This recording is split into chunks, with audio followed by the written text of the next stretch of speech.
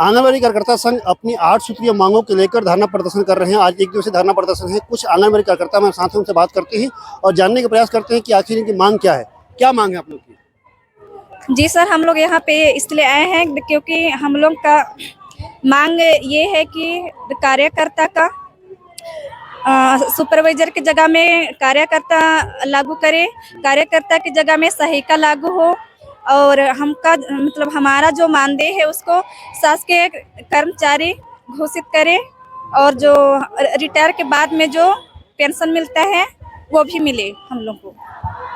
आप लोग का मांग है कि आप लोग शासकीय कर्मचारी का दर्जा प्राप्त हो, उसके बाद आपका है कि जो पद जो खाली होता है उसमें वृद्धि हो, आप ही लोग को लिया जाए, पदोन्नति हो। तो ये सब मांग का अगर सरकार नहीं मांगती है तो आगे क्या करेंगे, क्या किस में करेंगे? हम लोग ऐसे ही हड़ताल पे आते रहेंगे और हम लड़ते रहेंगे। हम सब एक हैं। और भी कुछ लोग हैं, इनसे बात करते हैं।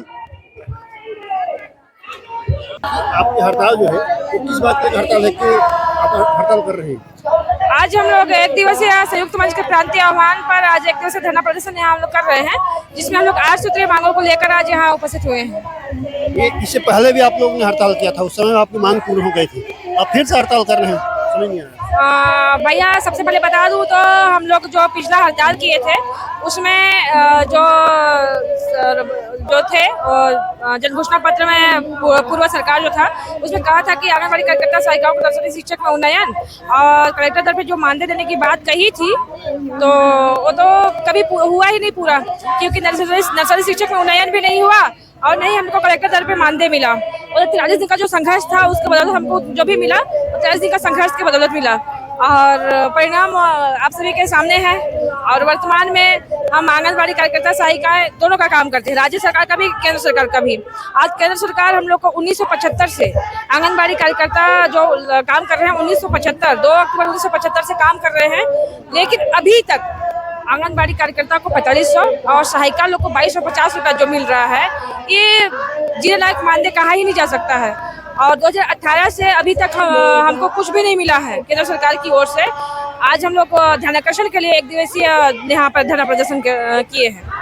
ये धरना प्रदर्शन आपका केंद्र सरकार के लिए है कि राज्य सरकार के लिए? किसके धरना प्रदर्शन कर रहे हैं? दोनों के लिए है, ये ध्यानाकर्षण है दोनों के लिए है, क्योंकि हम लोग दोनों लोग का काम करते हैं। और जैसे अब तो यहाँ डबल इंजन की सरकार हो गई है तो एमपी में जैसे वहाँ आंगनबाड़ी कार्यकर्ताओं को मतलब यहाँ से अधिक मिल रहा है राज्य सरकार जो वहाँ के एमपी का, तो यहाँ भी हम उम्मीद और करते हैं। और रही बात जैसे पेंशन ग्रेजुएटी है, आज इतने दिन काम करने के बाद में आंगनबाड़ी कार्यकर्ता हो या सहायिका हो, प्रतिदिन कोई ना कोई रिटायर हो रहा है, तो एक विधवा परित्यक्ता और गरीबी रेखा के अंतर्गत तो नियुक्त हो जाती है। यदि वो महिला अकेली है, अगर विधवा है, अकेली है और सेवा तो की है ICDS में, महिला बाल विकास में अपना सेवा की 35 साल 40 साल की, लेकिन उसका बुढ़ापा अंधकार में है, उसका बुढ़ापा के लिए कोई सहारा नहीं है।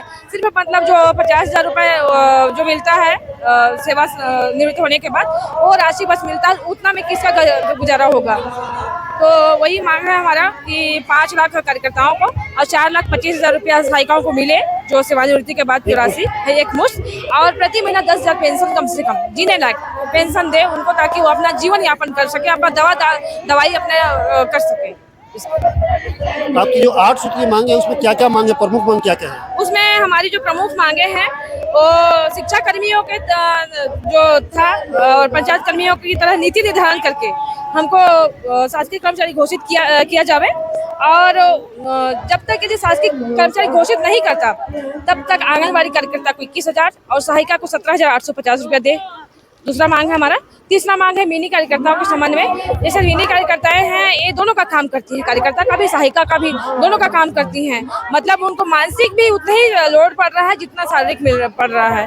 तो ये मिनी मेन जब काम उनसे ज़्यादा लिया जा रहा है, कार्यकर्ता का भी काम लिया जा रहा है, सहायिका का काम लिया जा रहा है, तो भाई वो भी इंसान है, तो उनको ये मिनी को हटा के मेन करें और वहाँ सहायिका नियुक्त करें, ताकि वो भी सुचारू रूप से अपना कार्य कर सके। और चौथा है सामाजिक सुरक्षा पेंशन, वही कि सेवानिवृत्ति के बाद 5 लाख रुपया कार्यकर्ता और 4,25,000 रुपया सहायिकाओं को, प्रति महीना 10,000 पेंशन, इसका है हम लोग का चौथा मांग में। और छठवां में है कृषि कार्यकर्ता का पद पर समायोजित करना। और सातवां में है जो आकस्मिक जैसे कृषि का मृत्यु हो जा रहा है उनके जगह पे बाहर से नियुक्त कर देते हैं परिवार में रहने के बावजूद भी। तो आकस्मिक मृत्यु यदि किसी कार्यकर्ता सहायिका का होता है तो उसमें कार्यकर्ता या सहायिका के परिवार से ही किसी को नियुक्त किया जाए। और इसमें 8वां में है गर्म भोजन बनाने के लिए प्रत्येक केंद्र में। जैसे हम लोग का जशपुर जिला में छत्तीसगढ़ में सबसे बड़ा जिला हम लोग का है, जो आंगनबाड़ी कार्यकर्ता के केंद्रों की संख्या यहाँ पे सबसे ज्यादा है। और यहाँ सबसे ज्यादा मतलब 85% लगभग केंद्रों में गैस सिलेंडर नहीं मिला है। तो आज उज्ज्वला योजना जो माननीय प्रधानमंत्री जी का था, हम तो आंगनबाड़ी में भी हमको उपलब्ध नहीं हो पा रहा है। आए दिन कुछ न कुछ समस्या रहता है हमारे कार्यकर्ता या सहायिका को, तो कोई सांस की पेशेंट है, कुछ भी है, तो यदि उनको गैस उपलब्ध कर दिया जाता है तो जो गर्म भोजन है अच्छे से बना के खिलाएंगी और समय बचता है तो बच्चों के साथ गतिविधि में भी शामिल होंगी, इसका है। और इसी आश्रित मांगों को लेकर हम लोग यहाँ आज उपस्थित हुए थे। अपना गीत के माध्यम से सरकार को जगाने की कोशिश करती है और अपना मांग मंगाने की कोशिश करती है। इनसे बात करते हैं। आप हमेशा गीत गाते हैं, क्या गीत गाते हैं, कैसे सरकार जगते हैं आप गीत से? जी भैया, हम डबल इंजन की सरकार से ये बताना चाहती हूँ कि हमारे जो कार्यकर्ता बहनें हैं वो भी डबल इंजन की सरकार की जैसे हैं। जैसे एक होती है कार्यकर्ता जो कि शायद डबल इंजन की सरकार तक हमारी आवाज़ नहीं पहुँचती होगी, वैसे ही एक कार्यकर्ता भी हैं जो कि मिनी कार्यकर्ता हैं। वो डबल काम करती हैं, वो खाना भी बनाती हैं, रिकॉर्ड भी मेंटेन करती हैं। जैसे अभी महतारी योजना का फॉर्म ऑफलाइन तो कर दिए, पर उसको ऑनलाइन एंट्री भी एक मिनी बहनें भी कर रही हैं, जो कि सारी काम डबल इंजन की सरकार की तरह करना पड़ता है। तो सरकार से हम ये रिक्वेस्ट करना चाहते हैं कि सौतेला नहीं, मतलब एक काम का एक दाम दे दे। और आज से नहीं, 1975 ICDS योजना चल रही है, जो कि महंगाई के अनुसार बहुत ही अल्प मानदेय में हमें जीवन यापन करने में बहुत ही कठिनाई होती है। तो शिक्षा कर्मी की तरह, मतलब पंचायत कर्मी की तरह नियमितीकरण करके शासकीय कर्मचारी घोषित कर दे, और शासकीय कर्मचारी घोषित नहीं करने तक 21,000 रुपये मानदेय दे दे, और सहायिकाओं को कार्यकर्ता के मानदेय में से 85% उन्हें दे दे। आप सरकार को गीत के माध्यम से अपना समस्या बताते हैं। एक गीत आपका हमारे माध्यम से एक गीत। जी, हम गाना के माध्यम से सरकार को बताना चाहती हूँ। जैसे आंगनबाड़ी का कब तक चलेगा अत्याचार,